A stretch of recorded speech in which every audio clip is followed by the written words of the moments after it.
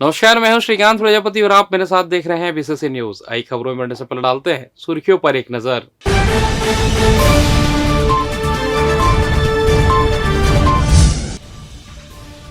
PDS चावल की कालाबाजारी, सख्त कार्रवाई के कलेक्टर ने दिए निर्देश।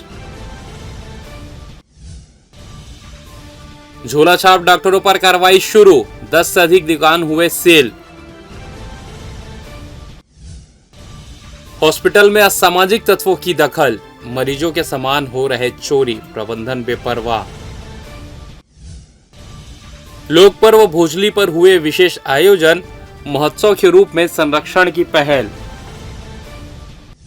तो ये थी सुर्खियां, अब खबरें विस्तार से। कलेक्टर अवनीश शरण ने कहा है कि पीडीएस का चावल खरीदने वाले दुकानदारों पर सख्त कार्रवाई की जाएगी। इसी प्रकार चावल बेचने वालों का भी राशन कार्ड निरस्त किया जाएगा। कलेक्टर ने इस आशय के निर्देश टीएल की बैठक में दिए हैं।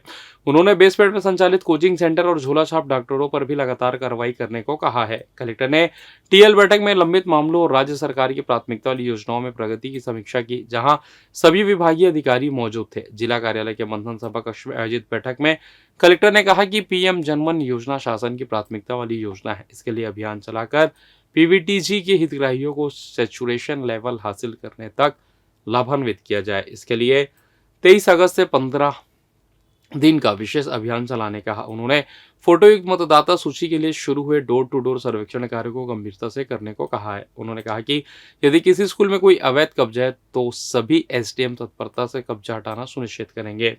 कलेक्टर ने अनुकंपा नियुक्ति के बचे हुए प्रकरणों पर तेजी से निर्णय लेने के निर्देश दिए। लंबे समय से अनादारत अधिकारी कर्मचारी पर भी शासन के निर्देशानुसार कार्रवाई करने को कहा। स्वच्छ भारत मिशन एवं पर्यटन विभाग के समन्वय से स्वच्छता ग्रीन लीफ रेटिंग का शुभारंभ किया गया, जिसका उद्देश्य पर्यटन स्थलों में अतिथियों के ठहरने के लिए रिसोर्ट्स, होटल, होम स्टे एवं धर्मशाला जैसी कई अतिथि सत्कार सुविधाएं जो ग्रामीण क्षेत्रों में आवास सुविधाएं प्रदान करती है। वन विभाग के ग्रीन वैली रिसोर्ट्स, शिवतराई को ठोस अपशिष्ट प्रबंधन, फीकल स्लज प्रबंधन एवं तरल अपशिष्ट प्रबंधन के निर्धारित मापदंड के अनुसार सर्वाधिक अंक मिला। कलेक्टर ने टीएल की बैठक में डीएफओ को ग्रीन लीफ रेटिंग का प्रमाण पत्र एवं मेमेंटो दिया। आबकारी घोटाले को लेकर हाई कोर्ट ने सख्त टिप्पणी करते हुए आरोपियों की याचिकाएं खारिज कर दी है। सुनवाई के दौरान हाईकोर्ट ने कहा कि प्रथम दृष्टया संगठित अपराध है, जिससे राज्य के खजानों को बड़ा नुकसान हुआ है। इस मामले में तार्किक निष्कर्ष जरूरी है। याचिकाकर्ताओं में एसीबी में दर्ज एफआईआर निरस्त करने समेत अन्य मांगे की गई थी। चीफ जस्टिस रमेश सिन्हा और जस्टिस रविंद्र कुमार अग्रवाल की बेंच ने 10 जुलाई को याचिकाओं पर सुनवाई पूरी होने के बाद फैसला सुरक्षित रखा था। आबकारी घोटाले में एसीबी और ईडी ने केस दर्ज किया था। वहीं अतिरिक्त महाधिवक्ता विवेक शर्मा ने बताया कि एसीबी ने अरुणपति त्रिपाठी, अरविंद सिंह और अनवर ढेबर के खिलाफ 1 जुलाई 2024 को आरोप पत्र दाखिल कर दिया है। अन्य याचिकाकर्ताओं के संबंध में जांच लंबित है। अनवर ढेबर को हाईकोर्ट की सिंगल बेंच ने जमानत दी थी।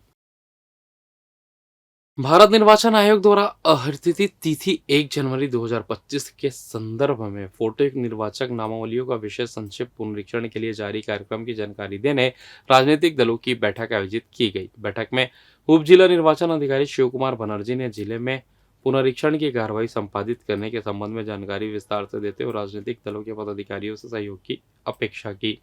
बैठक में Indian national Congress, Bharatiya Janata party, Bahujan Samaj party, आम आदमी पार्टी एवं भारत की कम्युनिस्ट पार्टी के प्रतिनिधि उपस्थित थे। उप जिला निर्वाचन अधिकारी द्वारा आयोग से जारी कार्यक्रम की विस्तृत जानकारी प्रतिनिधियों को देते हुए पुनरीक्षण के दौरान सभी राजनीतिक दलों से प्रत्येक मतदान केंद्र स्तर पर बूथ लेवल एजेंटों की नियुक्ति किए जाने तथा अपेक्षित सहयोग की अपील की गई।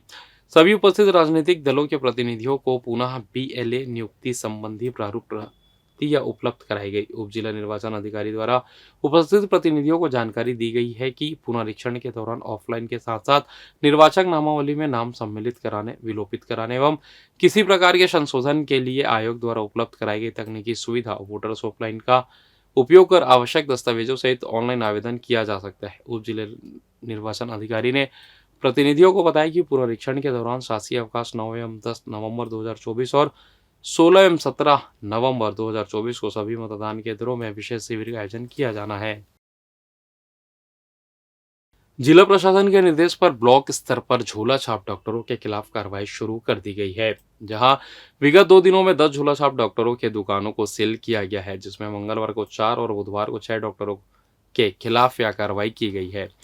मिली जानकारी के अनुसार कलेक्टर अवनीश शरण ने भी झूला छापों के अवैध क्लिनिक सील करने के निर्देश दिए हैं। इसी के तहत लगातार झूला छाप के खिलाफ कार्रवाई की जा रही है। मंगलवार को Kota BMO block medical officer doctor Nikhilesh Gupta ने कार्रवाई की। इस दौरान कोटा के करगीखुद, शिवतराई, अमने और लमेर में संचालित हो रहे अवैध क्लिनिक में छापामार कार्रवाई की गई। इस दौरान चारों क्लिनिक में झोला छाप को ग्रामीणों का इलाज करते हुए पाया गया। जांच में कई तरह की एलोपैथिक दवाएं भी मिली। ऐसे में क्लिनिक सील करने के साथ दवाओं को जब्त करने की कार्रवाई की गई है।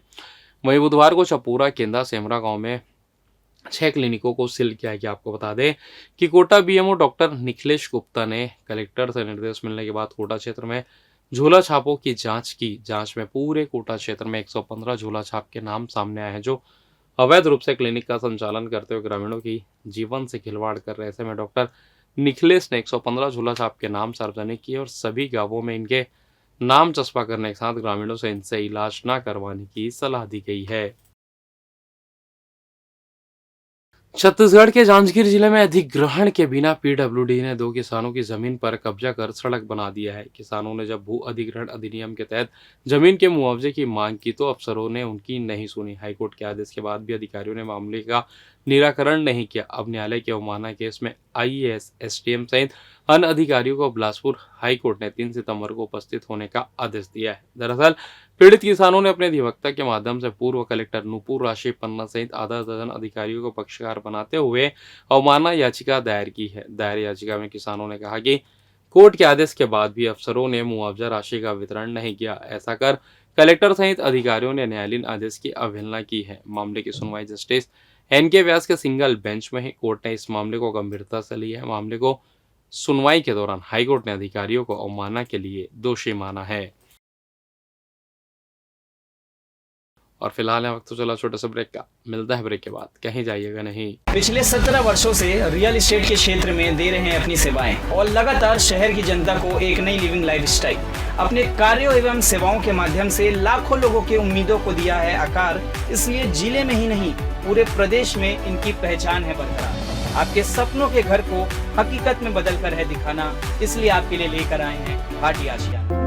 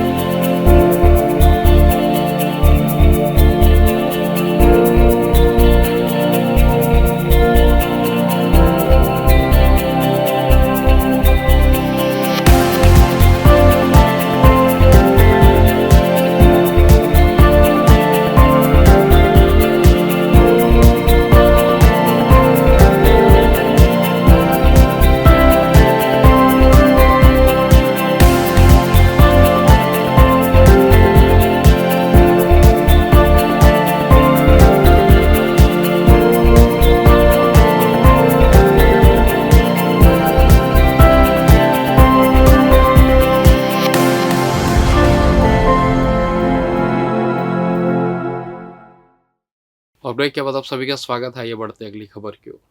कोलकाता के मेडिकल कॉलेज में इंटर्न डॉक्टर के साथ हुए रेप व मर्डर के बाद भी संभाग के सबसे बड़ा मेडिकल कॉलेज सिम्स यानी छत्तीसगढ़ आयुर्विज्ञान संस्थान कोई भी सबक नहीं ले रहा है। इसी वजह से अब भी शाम होते ही यहाँ संदिग्ध सक्रिय रहते हैं, जो बेधड़क अस्पताल के वार्डों गलियारों में घूमते हुए नजर आते हैं। जबकि सुरक्षा के लिए सुरक्षा गार्ड तैनात रहते हैं, लेकिन वे भी इस संदिग्धों की जानकारी लेने व बेवजह अस्पताल में प्रवेश करने से रोकने का कोई भी जहमत नहीं उठाते हैं। जबकि रात में भी बड़ी संख्या में महिला स्टाफ कार्यरत रहते हैं, साथ ही मरीज के महिला स्वजन भी रहते हैं। यदि अब सुरक्षा व्यवस्था पुख्ता नहीं हुई तो कभी भी यहाँ कोई भी बड़ी घटना घट सकती है। मेडिकल कॉलेज प्रबंधन अपने स्टाफ की सुरक्षा के प्रति गंभीर नजर नहीं आ रहे। सिम्स के भी कुछ ऐसे ही हालात है। अभी भी सिम्स में स्टाफ की सुरक्षा भगवान भरोसे है। खासतौर से रात के समय की सुरक्षा बेहद ही दोयम दर्जे का है। दिखाने के लिए तो सुरक्षा कर्मी तैनात है, लेकिन प्रबंधन की निगरानी नहीं होने की वजह से सुरक्षा कर्मी बेलगाम है, जो अपना मूल कार्य सुरक्षा को छोड़कर अन्य कार्यों में मशगूल दिखते हैं। इसी वजह से शाम के 6 बजे के बाद से सिम्स पूरी तरह से असुरक्षित हो जाता है और कोई भी किसी भी प्रकार की घटना को अंजाम देकर रफू चक्कर हो सकता है। जिले में शासकीय हॉस्पिटलों की सुरक्षा व्यवस्था को लेकर प्रबंधन की अनदेखी किसी बड़ी घटना को न्योता देने का काम कर रही है। जिला हॉस्पिटल में भी कुछ ऐसे ही हालात है। यहाँ की सुरक्षा व्यवस्था केवल खानापूर्ति है। सुरक्षा के अभाव में कभी भी यहाँ बड़ी घटना घट सकती है। कहने को तो जिला हॉस्पिटल में पुलिस चौकी का संचालन होता है, 3 शिफ्ट के लिए सुरक्षा कर्मी भी तैनात किए गए हैं, लेकिन ये अस्पताल के अंदर और परिसर में चक्कर काटते हुए रात में नजर नहीं आते हैं। कौन आ रहा है कौन जा रहा है इसकी जानकारी लेना भी जरूरी नहीं समझा जाता है। यहाँ तक कि चौकीदार भी नहीं था। ऐसे में कोई भी संदिग्ध आसानी से अस्पताल भवन में प्रवेश कर सकता है और किसी भी वार्ड में आसानी से पहुंच सकता है, जिसको लेकर हॉस्पिटल प्रबंधन ध्यान देता नहीं दिख रहा है। आपको बता दें कि जिला हॉस्पिटल के बाजू में महज 50 कदम पर शासकीय शराब दुकान का संचालन किया जा रहा है। इसकी वजह से यहाँ पर 24 घंटे असामाजिक तत्व सक्रिय रहते हैं, जो कभी भी कोई भी अप्रिय घटना को अंजाम दे सकते हैं। स्कूल शिक्षा विभाग ने प्रदेश के सभी 10वीं 12वीं वाले सरकारी स्कूलों की सूची जारी की है। ऐसे स्कूलों की संख्या 7,000 से ज्यादा है।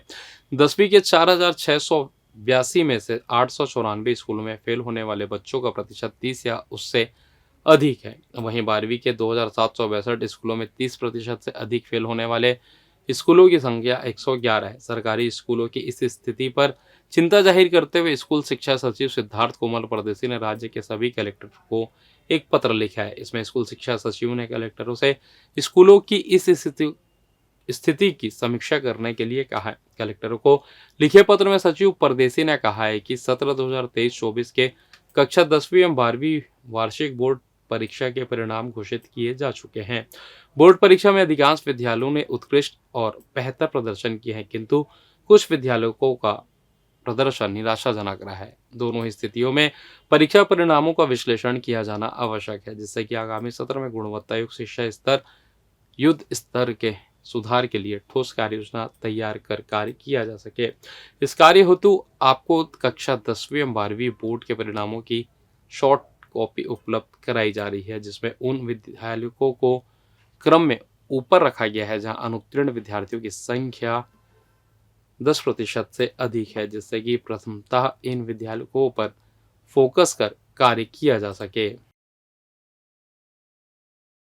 भोजली पर्व के संरक्षण की मंशा से अब भी बिलासपुर शहर में कई जगह भोजली महोत्सव कार्यक्रम का आयोजन किया जा रहा है। इसी क्रम में शनिश्री रपटा चौक के पास भव्य महोत्सव मनाया गया, जहां आयोजन समिति ने भोजली पर्व के महत्व और उत्सव को लेकर प्रोत्साहित करने प्रतियोगिता का भी आयोजन किया गया, जिसमें विभिन्न टोलियां शामिल हुई। पारंपरिक वेशभूषा में सजी धजी महिलाओं और युवतियों ने सिर पर भोजली उठाकर प्रतियोगिता में हिस्सा लिया, जिसके बाद उनका विसर्जन किया। पुरानी परंपरा है कि भोजली के माध्यम से पक्की दोस्ती, जिसे छत्तीसगढ़ में मितान कहा जाता है, वह बनाया जाता है। जैसे एकमात्र भोजली के आदान प्रदान, जिसे अपने दोस्त के कानों के ऊपर लगाकर यह रस्म अदायगी की जाती है, जिनके साथ ही उस मितान के साथ पूरा परिवार इसका अनुसरण करता है। उत्साहपूर्वक माहौल में इस उत्सव के दौरान बारिश होती रही, फिर भी सभी ने इसमें हिस्सा लेकर यह पर्व मनाया। ये भोजली का कार्यक्रम इसलिए हम लोग लगातार हर वर्ष रख रहे हैं, क्योंकि ये जो भोजली की जो परंपरा है धीरे धीरे करके खत्म होती जा रही थी। जब आज के जो बच्चे हैं, आज की जो पीढ़ी है, वो इस भोजली की प्रथा को ना जानते हैं, ना समझते हैं, ना उनके बारे में कोई जानकारी है। आज उनको ये बताने के लिए, उनको समझाने के लिए, उनके जानने के लिए हम ये कार्यक्रम जो है भोजली का कार्यक्रम लगातार प्रतिवर्ष रख रहे हैं। और इसमें आकर्षक इनाम इसलिए रखे हैं क्योंकि हम चाहते हैं कि इसके प्रति लोगों का रुझान बढ़े, लोगों का भोजली के प्रति आकर्षण बढ़े। और इस भोजली की जो प्रथा है, जो छत्तीसगढ़ी परंपरा है, जो हम लोग भोजली बरतते थे पहले, उस परंपरा को हम लोग सब भूल गए हैं। आज हम नई पीढ़ी को पूछेंगे ना कि बेटा बताओ छत्तीसगढ़ में भोजली की क्या महत्व है, तो वो नहीं बता पाएगा। हमारे जीवन में भोजली का क्या महत्व है वो नहीं बता पाएगा। बिलासपुर में 4 दिन गर्मी और उमस के बाद मंगलवार की शाम झमाझम बारिश हुई। दिन भर की गर्मी और उमस के बाद लोगों को शाम को बारिश से राहत महसूस हुई। रिमझिम बारिश की झड़ी रात तक चलती रही। बुधवार को सूरज और बादलों की आंख में छोले के बाद मौसम सुहाना हो गया और रिमझिम बारिश हुई। इसके बाद नदी नाले फिर से एक बार फिर लबालब हो चुके हैं। मौसम विभाग की माने तो आने वाले 1-2 दिनों में वर्षा की गतिविधियों में और तेजी आएगी। फिलहाल बिलासपुर में मौसम सुहावना बना हुआ है। और फिलहाल इस बुलेटिन में बस इतना ही। मुझे दीजिए इजाजत, फिर होगी आपसे मुलाकात। तब तक देखते रहिए DCC न्यूज। नमस्कार।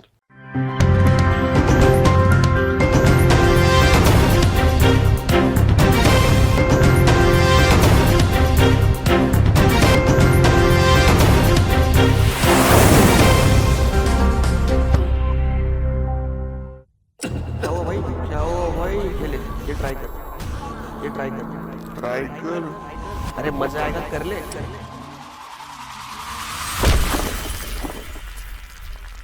We don't know who's your best friend. But we do know who's your worst friend. जो दोस्त आपको ड्रग्स ऑफर करता है, जो बोले कि ड्रग्स कूल है। एक पफ से कुछ नहीं होता। One puff won't do nothing. The one who convinces you. Taking drugs will make All your stress disappear. वो एक्चुअली दोस्त नहीं, वो दोस्त नहीं, दुश्मन है। आपका दुश्मन है। वो दोस्त नहीं, आपका दुश्मन है। वो दोस्त नहीं, आपका दुश्मन है। ऐसे दोस्त नहीं दुश्मन को मारो लात। को मारो लात लात को मारो लात। लात मारो लात। मारो लात। को मारो लात। इस बार ड्रग्स की हार इस बार ड्रग्स की हार। ड्रग्स की हार ड्रग्स की हार। ड्रग्स की हार इस बार ड्रग्स की हार। ड्रग्स की हार। इस बार ड्रग्स की हार। इस बार ड्रग्स की हार।